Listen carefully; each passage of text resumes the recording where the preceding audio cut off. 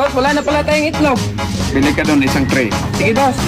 Boss, isa ulit ko yung pera, hindi man pinabayaran. Bakit tray lang pinili mo? Sabi mo, isang tray.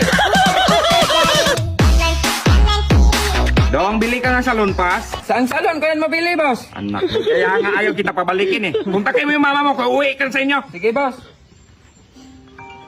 Sandali, boss, tumawag anak ko. Hello, nak? Mapupuntahin ka daw ni boss. Bakit daw, nak?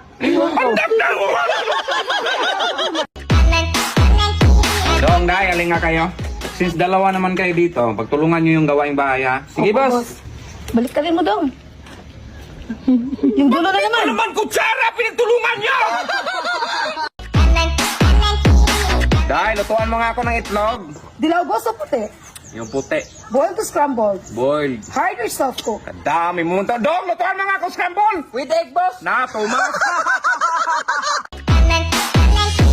Dahil, baka may makuha ka pang ibang personal assistant. Yung kapatid ko, boss, interesado yun. Huwag na lang, Day. Baka mas malala pa yun sa'yo. Yung iba na lang. Ay, yung kapitbahay ko, boss, gwapo yun. Sige, yan. Ito na, boss. Hi, boss. Anak nang bumalik ka pa talaga, Dong!